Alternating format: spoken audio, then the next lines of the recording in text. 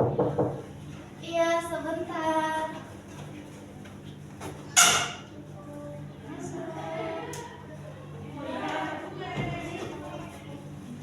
Ada dulu.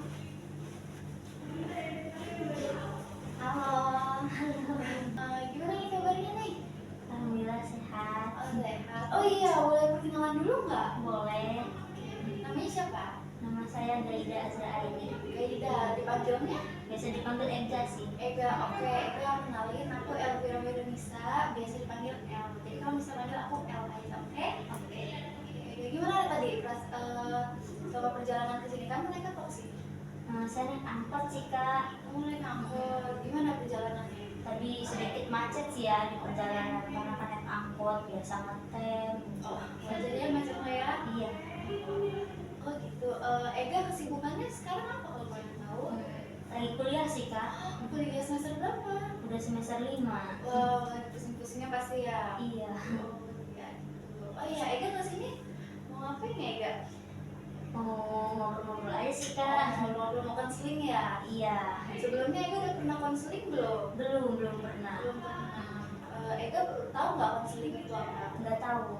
Oke, jadi saya jelasin ya. Oke, jadi konseling itu proses layanan bantuan yang secara face to face antara konselor yang terlatih dan konsuli. Begitu ya ke konseling itu.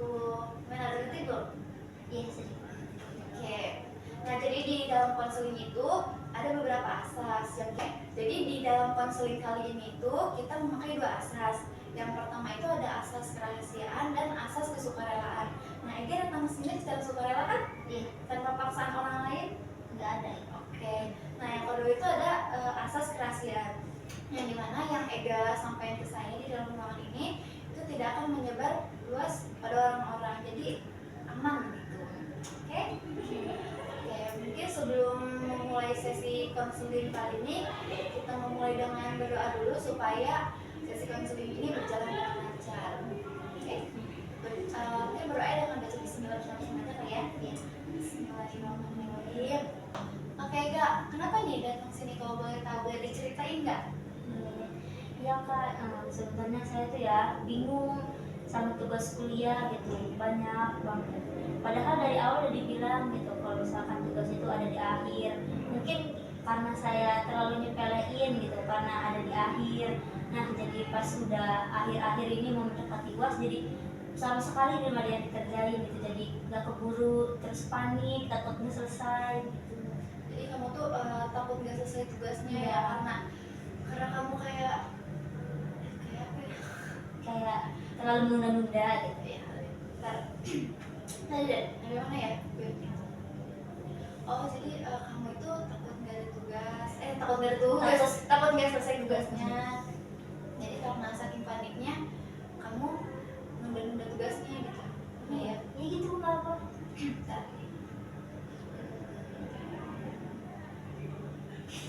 Gue mikir dulu bahasa ini. Karena Mungkin mungkin dari awal kamu ngeliatnya tuh kayak ih tugasnya banyak nih, jadi kayak aduh males banget punya tugas, jadi kayak kamu nyepelein gitu. Iya nggak apa. Oh mungkin kamu ini kali ya karena pas awalnya tuh kayak ngeliat ih banyak banget nih tugas ini gitu, males gitu, ntar aja kita apa maksudnya scroll dulu, santai-santai dulu, ngerjain mah gampang gitu ya. Tapi pas kamu udah mendapat tugas, kamunya malah takut gitu kan, kayak paling sendiri kayak gitu ya. Iya. Terus ditambah ini sih kak, kayak tugas kelompok gitu tuh, kayak bikin laporan segala gitu kan bingung ya, soalnya kelompoknya kan beda-beda gitu, gak satu orang, satu kelompok satu sama orangnya. Jadi bingung sih kak, jadi kayak males gitu mau ngabarin satu-satunya. Saya juga bingung ya, soalnya di rumah tuh walaupun banyak scrollingnya gitu, biasanya kan suka beres-beres rumah gitu. Nah habis beres-beres rumah tuh niatnya pengen kayak ya udahlah habis beres-beres rumah gitu ngerjain tugasnya. Tapi pas udah selesai beres-beresnya malah kayak iya nantilah capek, jadi saya tunda lagi gitu. Nah gitu-gitu terus tuh siklusnya nggak ada yang berubah. Jadi paling kayak pas lagi gabut lagi malam-malam gitu kayak ih pengen ngerjain, ternyata malam-malam ngantuk, jadi saya nggak ngerjain. Iya, Nah, oke, jadi kamu kan tadi respon kamu itu yang malas-malas itu sebenarnya wajar aja sih. Karena mungkin karena kamu saking takutnya gitu kan, takut karena kebanyakan tugas itu nggak apa-apa. Nah, tapi kamu harus bisa memanage waktunya gitu tuh. Nah, kalau boleh tahu tugas mana sih yang paling menurut kamu kayak beban banget gitu tuh, susah? Sebenarnya yang paling bebannya itu tugas laporan sih kak, soalnya kan sebetulnya mah laporan tuh kan harusnya bukan satu orang doang gitu yang ngerjain. Nah kebanyakan tuh kayak lempar-lempar gitu, jadi kayak gimana ya, pada gampangin lah kata itu yang bilang gampangin, terus males kudu ngecatin satu-satu orangnya gitu, jadi kayak bingung aja sih harus mulai dari mana gitu ngerjain laporannya juga. Gitu ya. Nah, oke, mungkin kamu bisa membuat laporannya itu dibagi-bagi gitu. Jadi nggak sekaligus ngerjainnya. Mungkin kamu bisa membagi jadi 4 bagian nih. Yang pertama, kamu bisa yang paling gampang tuh deh cari sumber referensinya. Lalu yang kedua itu kamu bisa membuat kerangkanya. Yang ketiga, bagian tiga itu kamu bisa buat daftar isi. Yang keempat baru penyuntingan akhirnya. Nah, untuk langkah awal kecil deh gitu tuh, kamu kan hari ini nih 1 atau 2 jam deh, kira-kira kamu bisa mencari referensi berapa jurnal gitu, kira-kira berapa menurut kamu dalam 2 atau 3 jam gitu? Kalau nyari dong mungkin ya 2 sampai 3 sih. Nah, 2 sampai 3 tuh sehari ya. Hmm. Nah, itu juga kan udah langkah bagus tuh ya. Kayak udah bagus lah gitu nyari 2 ini.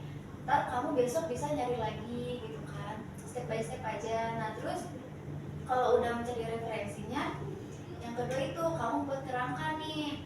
Pas buat kerangkanya ya di hari keberapa, terus berapa jam gitu. Kayak pas nyari sumbernya aja gitu. Kalau udah ntar kamu buat daftar isi dan buat penyuntingan akhirnya. Jadi kan kalau misalkan dibagi-bagi itu kamu nggak terlalu terasa beban banget kan, jadi kayak kecil-kecil, oh gampang, udah kecil, udah kumpul baru ini selesai. Sebelumnya kamu udah pernah nyoba jadwal atau planner gitu nggak? Pernah sih, cuma kayaknya nggak ada yang kepake gitu. Oh, Soalnya jarang ya, ya. soalnya kayak merasa sibuk banget. Tapi padahal nggak tahu gitu apa yang disibukin.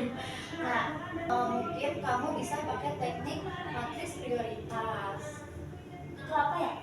Nah, jadi itu tuh kayak kita tuh memilah gitu ya, kayak dalam 4 bagian. Jadi kamu pilih tugas-tugas yang penting dan mendesak, terus penting dan tidak mendesak, tidak penting dan mendesak, lalu yang terakhir itu tidak penting dan tidak mendesak. Nah, jadi kamu tuh bagi nih kayak misalkan tugas laporan itu kan penting dan mendesak kan. Nah, itu kamu kerja taruh situ, lalu nanti kayak misalkan belajar buat UAS gitu, itu kan kayak penting tapi nggak terlalu mendesak kan karena itu masih lama gitu tuh. Nah, itu kamu dimasukin. Dan yang penting tidak penting dan tidak mendesak tuh contohnya kayak scrolling gitu kan. Nah, kamu taruh situ, ntar kamu jadwalin begitu. Nah, oke, jadi gitu Kak. Jadi kesimpulannya tuh yang pertama itu kita fokusnya ke yang laporan itu. Jadi kita membagi laporan itu menjadi 4 bagian tadi itu. Yang langkah pertamanya kamu bisa mencari 2 sampai 3 jurnal kan. Lalu yang kedua itu yang teknik matriks prioritas yang kamu jadi bagi 4 itu. Lalu yang ketiga itu kamu meluangkan waktu 1 sampai 2 jam untuk mengerjakan tugas yang penting tapi tidak mendesak gitu. Tapi sebetulnya semua tugas itu penting sih kak, cuman ya gimana ya, bingung jawabnya. Ya mungkin kamu bisa yang deadline-nya lebih dekat lah gitu. Itu mungkin kamu bisa mengerjakan dulu itu yang deadline lebih dekat gitu. Iya kak, kasih. Ya, gimana perasaannya? Sedikit lega sih, jadi kebayang tahu gitu apa yang harus dikerjain dulu. Oke. Mungkin untuk melihat progres selama seminggu ke depan gitu ya, apa yang kamu lihat selama seminggu ini, mungkin minggu depan kita bisa konseling lagi kali ya, melihat progres hasilnya. kau bisa nggak di hari yang sama jam yang sama? Bisa sih kak. Bisa ya. Oke, baik. Ada yang bertanya lagi kan nih? Ada yang ceritain lagi? Segitu aja sih kak Udah dulu. segitu aja ya. Iya. Mungkin kalau ada ntar kau bisa hubungin saya atau enggak minggu depan ya. Iya. Oke, baik. Mungkin segitu saja.